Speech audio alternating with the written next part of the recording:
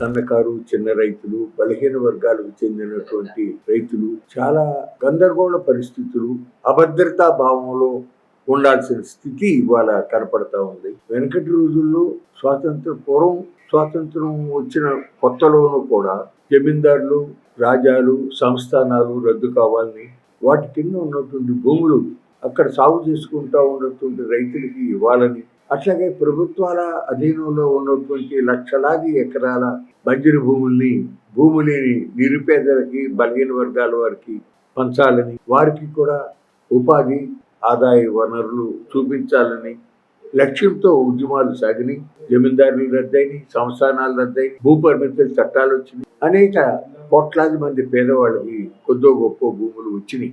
ఇవాళ మళ్ళీ నయా ఉదారవాద విధానాలను, అందులో ప్రత్యేకించి కేంద్రంలో నరేంద్ర మోడీ గారి ఆధ్వర్యంలో బీజేపీ ప్రభుత్వం, ఇక్కడ ఆంధ్రప్రదేశ్ రాష్ట్రంలో నారా చంద్రబాబు నాయుడు గారి నాయకత్వంలో ఇక్కడ కూటమి ప్రభుత్వంలో ఈరోజు ఈ ప్రభుత్వాలే కొత్త జమీందారుని సృష్టిస్తూ ఉన్నాయి. అక్కడ మోడీ గారేమో గుజరాత్ రాష్ట్రంలో కచ్ ప్రాంతంలో ముఖేష్ అంబానీకి 5 లక్షల ఎకరాలు రెన్యూవల్ ఎనర్జీ ప్రొడక్షన్ కని ఇవ్వబోతా ఉన్నాడు. ఆల్రెడీ 1,32,000 ఎకరాలు గుజరాత్ రాష్ట్రంలోనే వేరే చోట, రాజస్థాన్లో వేరే చోట గౌతమ్ అదానీ కంపెనీకి ఆల్రెడీ ఇచ్చారు.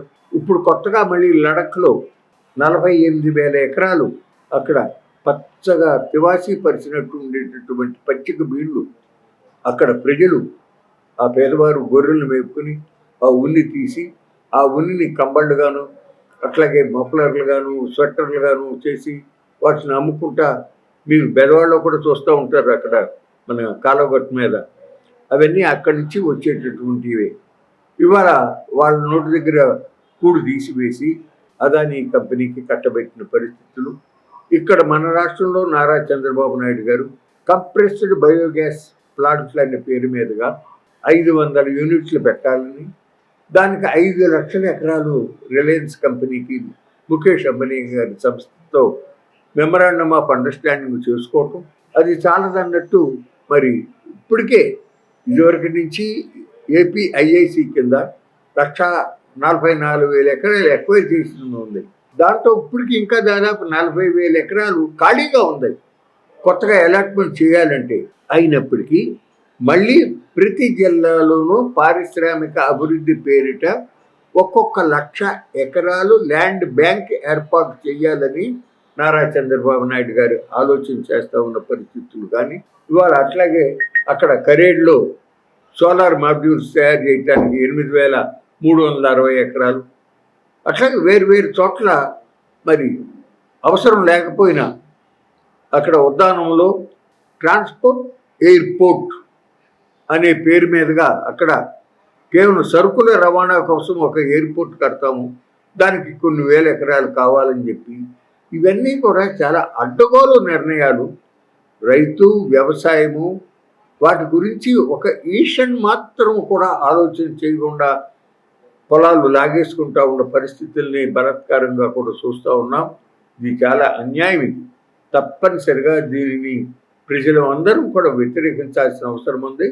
దానికోసమే ప్రజలలో ఈ అంశాల గురించి కొంత తెలియపరిచి, చైతన్యపరిచి, వారిని సంఘటితపరిచి, ఈ దుష్ట నిర్ణయాలని వ్యతిరేకించి నిలుపుదల చేయించేందుకు ప్రయత్నంలో భాగంగా ఒక పాదయాత్ర కార్యక్రమాన్ని ఈ నెల 8వ తారీఖు నుంచి ప్రారంభించాలని చెప్పి ఒక ఆలోచన చేస్తూ ఉన్నాం.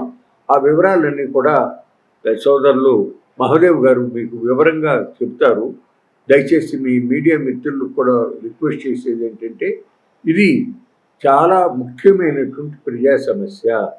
దీనికి మీ అందరి సహకారం పూర్తిగా ఇచ్చి ప్రజల్లోకి తీసుకువెళ్ళి వాళ్ళని ఎక్కువ మంది పార్టిసిపేట్ చేసేటట్టుగా మీరు మీ సహకారం ఉండాలని చెప్పి అభ్యర్థిస్తూ ఉన్నాను. 2013 భూసేకరణ చట్టం ప్రకారం వీళ్ళకంతా కూడా నష్టపరిహారం ఇచ్చి తీసుకోవాలి కదా సార్. 2013 అని చెప్తున్నాడు చంద్రబాబు, అది సాధ్యపడే పనేనా?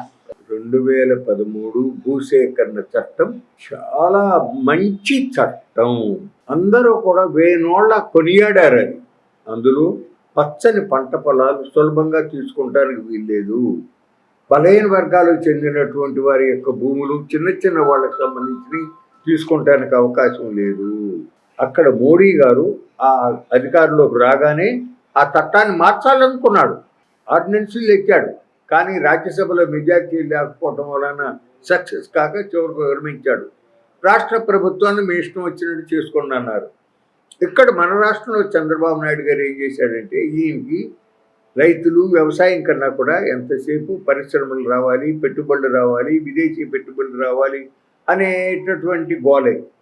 దాని వలన ఆయన ఏం పెట్టాడంటే, మార్పు చేశాడంటే, జిల్లా కలెక్టర్ గారు భూమి యజమాని ఇద్దరు కనుక ధర విషయంలో ఒక అంగీకారానికి వస్తే ఆ ధర ఇచ్చి భూమి తీసుకోవచ్చు. అప్పుడు ఆ అంగీకారానికి వస్తే 2013 భూసేకరణ చట్టంలో ఉన్న నిబంధనలు పాటించవలసిన అవసరం లేదు అని పెట్టాడు. అర్థమైందా? ఇది చంద్రబాబు నాయుడు గారి తర్వాత వచ్చిన జగన్మోహన్ రెడ్డి గారి ప్రభుత్వంలో కొంతమంది రాజకీయ నాయకులకి, అధికారులకి చక్కగా కోట్లు రూపాయలు దండుకోవటానికి అవకాశం వచ్చింది. ఎట్లాగంటే, ఒక చోట పేదవాళ్ళకి ఇళ్ల స్థలాలు ఇవ్వటం కోసం భూములు తీసుకోవాలి అనే పేరు మీద భూమి తీసుకున్నారు. తీసుకునేటప్పుడు ఏం చేశారు, ఆ భూమి ఉన్న రైతులకి అక్కడ ఇప్పుడు మార్కెట్ వాల్యూ ఎంత ఉందో అంతా ఇచ్చారు. ఇంకా కొద్దిగా 50,000 లక్ష అదనంగా కూడా ఇచ్చారు. అదే సమయంలో దాని ధర దాదాపుగా 10 లక్షలు 15 లక్షలు పెంచి ఆ రేటుకి అంగీకరించినట్టు. అర్థమైందా మీకు? దాంట్లో రాజకీయ నాయకులు, ఎమ్మెల్యేలు కానీ మంత్రులు కానీ అట్లాగే రెవెన్యూ డిపార్ట్మెంట్లోనూ కలిసి కొంత పంచుకుని ఆ విధంగా కొన్ని వేల కోట్ల ఫ్రాడ్ జరిగింది. కొత్త ప్రభుత్వం వచ్చిన తర్వాత అప్పట్లో ఇంత తప్పు జరిగింది అని అన్నారే తప్ప దాని మీద ఎంక్వైరీ కానీ ఎవరు చేశారు, ఎంత అయింది, అది రాబట్టడానికి ప్రయత్నం ఏమీ జరగలా. ఆ తప్పు చేసిన వాళ్ళు ఇవాళ తెలుగుదేశం ప్రభుత్వంలో కూడా ప్రముఖ స్థానంలో ఉన్నారు. అది జరిగింది.